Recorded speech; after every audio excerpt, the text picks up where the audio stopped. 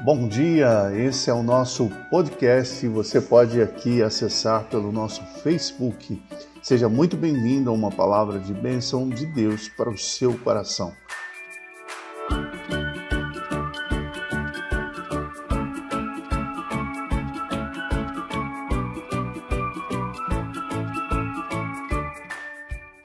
Deus tem falado muito ao meu coração nesses dias.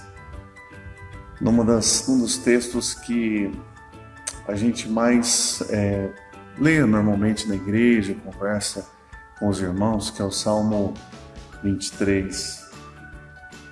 E o Salmo 23, ele é tão rico, ele nos ensina tantas coisas bonitas, tantas coisas bacanas, né? Uma palavra tão profunda. Ontem à noite nós estávamos ministrando, na verdade, nós estamos agora nesse processo aí de não podermos novamente nos reunir por um tempo curto, né? Estamos debaixo de um decreto que foi emitido pelo governador e a gente precisa, entendendo que a gente precisa respeitar as nossas autoridades, né? Enfim, a gente já falou bastante sobre isso. E então nós optamos por realizar o nosso culto através de uma live, né? Então não tivemos nosso culto presencial. O Salmo 23, falar um pouquinho sobre ele hoje novamente, porque eu acho que vale a pena a gente meditar um pouco mais sobre esse texto, de maneira especial nesse primeiro versículo, que é que a gente mais recita, né? Tem uma particularidade sobre o Salmo 23 que é muito bacana. Na minha época de seminarista, eu andava mais ou menos uns 5 quilômetros para poder atender uma congregação lá na cidade de Cornélio Procópio. E isso é meados aí de 96, eu acho. Nossa, já faz um tempasso, hein? Mais ou menos em 1996, eu atendi uma congregação, ficava mais ou menos uns 5 quilômetros da minha casa, e eu ia a pé nessa caminhada. E a gente passava por um pedaço na BR, ficava lá em Cornélio Procópio, lá na antiga Vila Seca, que depois veio se chamar Jardim Progresso. Olha que coisa bacana, né? E voltando para casa, a gente tinha que passar um pedaço do trecho, um pedaço do caminho, era beirando a pista, e ao longe eu vi um grupo de pessoas assim estranhas, e eu fiquei ali pensando, falei, meu Deus, o que será que vai acontecer agora, né? Algumas pessoas mal encaradas e tal, fiquei ali meio preocupado com o que podia acontecer, e aí a palavra que veio do meu coração foi: o Senhor é o meu pastor, nada me faltará. Senhor, tem misericórdia da minha vida, estou aqui sozinho.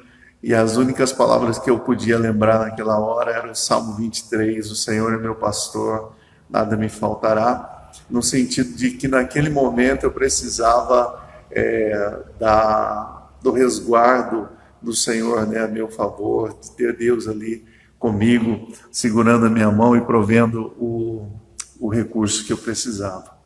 Mas no Salmo 23, eu estava estudando o Salmo 23 e eu descobri algo que me chamou muita atenção, descobri algo fantástico sobre essa palavra que me tocou profundamente. No versículo 1, onde nós lemos: o Senhor é o meu pastor, nada me faltará.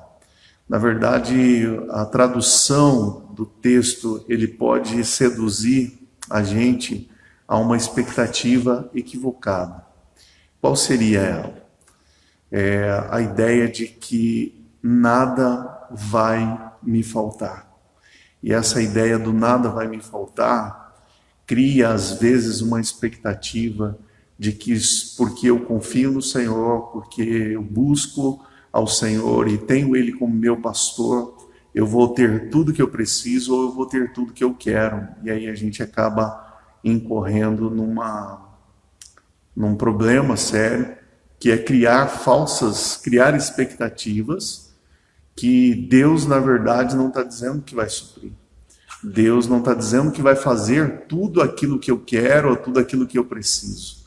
O Salmo 23, no versículo 1, a melhor tradução talvez seria: o Senhor é meu pastor e não me faltará. Entendem a diferença? Quando nós olhamos para a tradução que a gente tem, diz: o Senhor é meu pastor, nada me faltará. Enquanto que talvez a melhor tradução seria: o Senhor é meu pastor e não faltará. Isso leva a gente a um nível mais profundo de entendimento, porque quem não vai faltar, na verdade, é o Senhor, e não as coisas que o Senhor pode nos dar, pode nos conceder ou pode nos oferecer.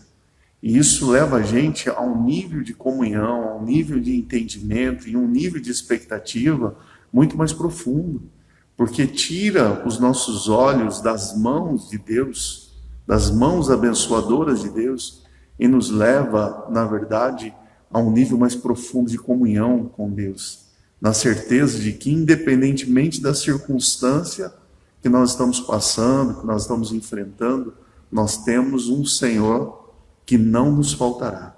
Ele estará conosco todos os momentos da nossa vida. Nos momentos bons, nos momentos ruins, Ele vai estar conosco.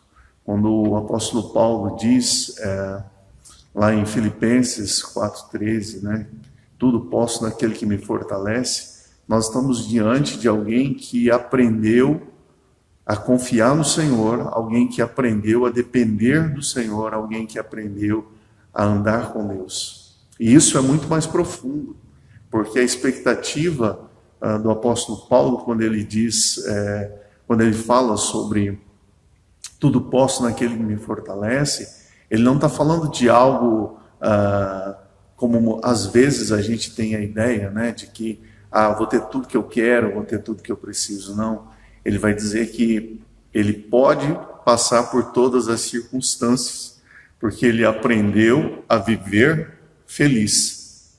Ele aprendeu a viver feliz? Não, ele aprendeu a viver contente. E aí tem uma ideia bastante interessante, que é diferente. Feliz e contente é diferente, a ideia de estar feliz e de estar contente, porque contente vem de contentamento, e contentamento tem a ver com estar satisfeito.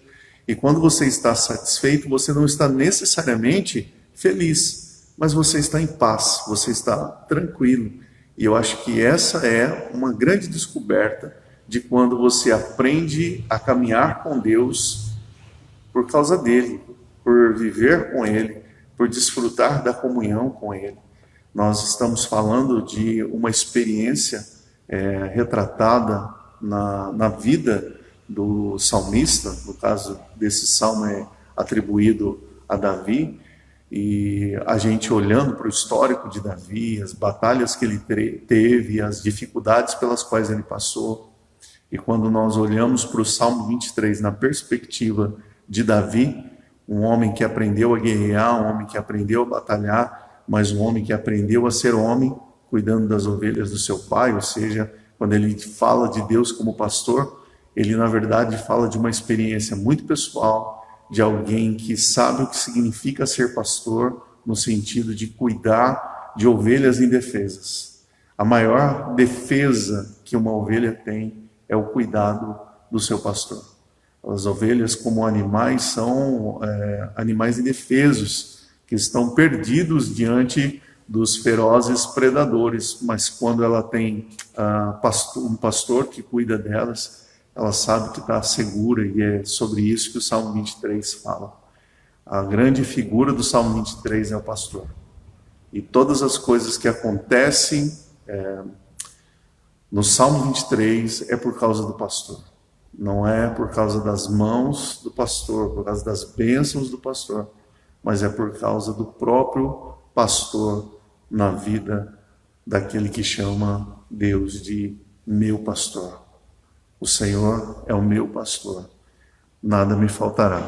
Acredito que quando você recitar o Salmo 23 novamente, nessa perspectiva, eu acredito que vai abrir no seu coração um espaço muito especial, não na expectativa de que você vai ter tudo, não na expectativa de que você vai ser suprido em todas as áreas, mas principalmente na expectativa de ter o Senhor do teu lado sempre e andar com Deus em todos os momentos e depender de Deus em todas as horas, com a convicção plena, certeza plena de que o Senhor, que é o teu pastor, Ele não vai deixar que nada falte para você, no sentido de cuidar de você.